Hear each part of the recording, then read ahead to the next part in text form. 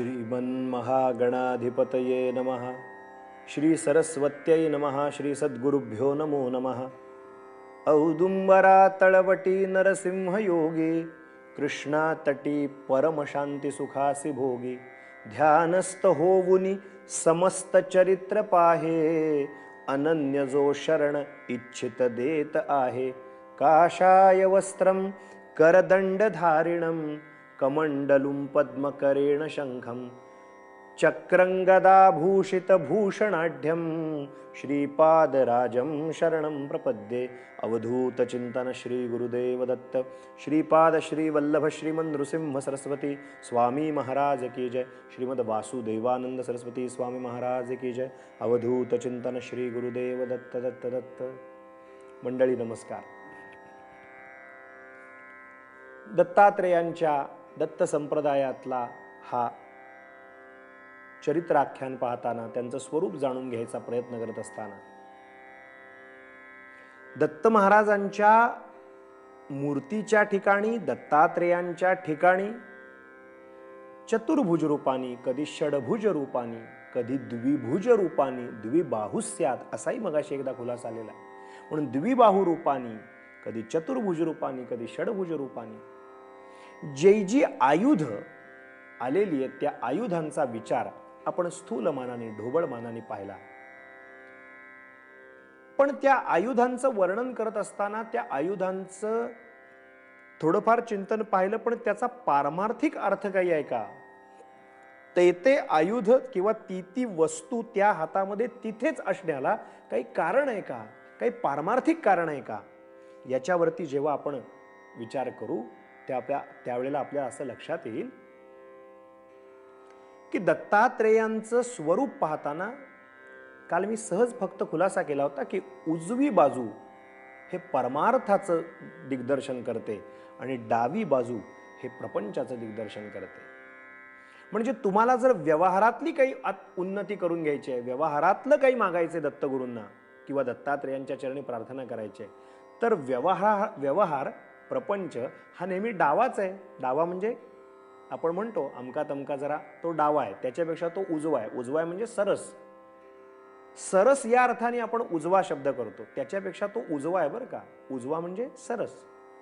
तसा प्रपंच आणि परमार्थ याचा तौलनिक जर विचार केला तर प्रपंच हा नेहमी डावाच असतो, परमार्थ हा उजवा आहे। किंबहुना परमार्थ व्हावा आणि तो त्यातल्या त्यात उजवा व्हावा, म्हणजे सफल व्हावा, संपन्न असा व्हावा।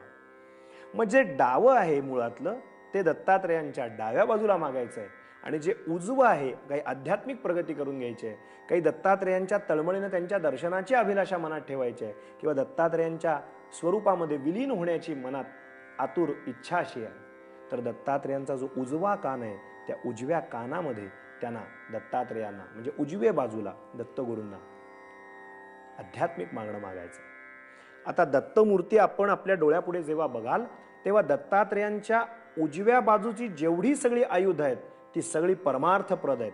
आपण नीट लक्ष दिलं तर आपल्या लक्षात येईल। आणि डावी बाजू आहे दत्तात्रेयांची, त्या डाव्या बाजूची जेवढी आयुध आहेत ती सगळी आयुध किंवा त्या वस्तू या प्रपंचाला अशा उपयोगी अशा आहेत किंवा प्रपंचासाठीच्या नियोजित केलेल्या आहेत। कसं?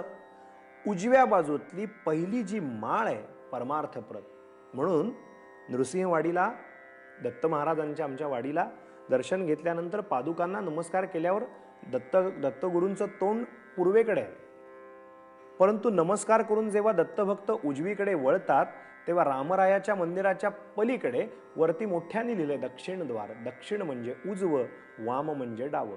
त्या दक्षिण द्वारात प्रार्थना करायची, दक्षिण द्वारात अभिषेक करायची, दक्षिण द्वारात बसून प्रार्थना करायची पद्धत आहे का?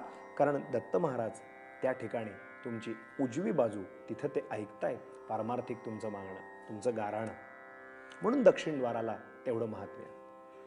मग दत्तात्रेयांचं उजवी बाजू ही निवृत्तीपर आहे आणि डावी बाजू ही प्रवृत्तीपर आहे असं म्हटलं तर अगदी सुटसुटीत होईल। म्हणजे डावी बाजू प्रपंचाला दर्शवते, उजवी बाजू परमार्थ दर्शवते। निवृत्ती प्रवृत्ती दोन्ही गोष्टी दत्तात्रेयांच्या चरणापाशी आहेत। आता बघा, दत्तात्रेयांचं वर्णन करताना उजव्या हातातली माळ पारमार्थिक रूपाने काय आहे? माळ हातात घेतल्यानंतर मुखी नाम त्या काम बाधू शकेना. मुखात जर नाम असेल तर काम म्हणजे कामना या बोकाळू शकत नाही. म्हणजे जर तुम्हाला आम्हाला कामकामनांवरती जर विजय मिळवायचा असेल तर आमचा अतृप्त काम किंवा आमच्या कामना, आमच्या इच्छा या ताब्यात राहाव्या असं वाटत असेल तर मुखानं नाम यावं. म्हणून उजवीकडे षड विकारांसाठी ती षडभुज आणि त्या षडभुजांमध्ये ती आयुधांची नेमणूक आहे. हातातली माळ, नाम घ्या. नाम घेतलं की कामकामनांच्या वरती आपोआप निर्धार होईल, विजय मिळवता येईल. मधल्या हातामध्ये वरती पाहिलं की कामानंतर क्रोध. क्रोध जो आहे तो क्रोध डमरू नाद एकदा सुरू झाला शिवस्वरूपाचा की सोहम ध्वनी प्रगटला आतमध्ये की मीच सर्वत्र आहे, सहा अहम, की कोणी कोणावर चिडायचं. त्यामुळे क्रोध नावाचा विकार आपोआप नष्ट होईल. थोडं वरती गेलात तर काम क्रोध लोभ. लोभ कशामुळे निर्माण होतो? लोभ हा अज्ञानातून निर्माण होतो आणि तो जो लोभ आहे तो अतृप्त कामातनं आणखीन काहीतरी पाहिजे पाहिजे पाहिजे असं दाखवतं. ते अज्ञानाने होतं. ते अज्ञान नष्ट करण्याचं काम भगवंताच्या विष्णूंचं स्वरूप असलेल्या शंखातनं होतं. म्हणून या हातात, वरच्या हातात शंख आहे. आता थोडं दत्तात्रेयांची मूर्ती ओलांडून पलीकडे गेलं तर डाव्या बाजूचं जे सर्वात वरचं जे आयुध आहे ते आहे चक्र. ते चक्र काम झाला, क्रोध झाला, लोभ झाला. इकडचं वरचं मोह हा जो एक रिपू आहे, हा जो एक शत्रू आहे, याचं मोहाचं एक कड जीवाच्या भोवती आपोआप तयार होत जातं. ते जर छेदन करायचं असेल तर तिथं अस्त्रच पाहिजे. म्हणून दत्तात्रेयांच्या डाव्या हातातलं वरचं आयुध चक्र हे तिथं वापरण्यात आलेलं आहे. थोडं त्याच्या खाली आल्यानंतर त्रिशूळ आहे. ते जे त्रिशूळ आहे, मी आहे किंवा किंबहुना मीच आहे या जगात अशी जी धारणा घेऊन जीव जगतो, तो त्याचा अहंकार ठेचून काढण्यासाठी काम, क्रोध, लोभ, मोह, मद, त्या अहंकाराने त्याच्या ठिकाणी जो मद निर्माण होतो, तो मद जीव त्रिगुणामध्ये असतो म्हणून असतो, हा सगळा भाव निर्माण होतो.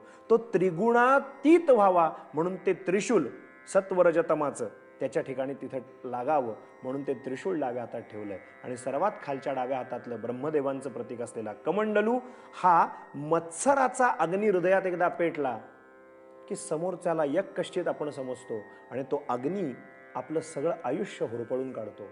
तो शांत व्हावा मत्सराचा अग्नी म्हणून जणू काही डाव्या हातात दत्त महाराजांनी कमंडलू ठेवला. दत्त बावन्नीत बापजी म्हणतात शांती कमंडल करसो हाय. डाव्या हातात कमंडलू का ठेवला? शांतिरूपी कमंडलू ठेवला. अशा पद्धतीचा हा एकंदरीत भाव आहे.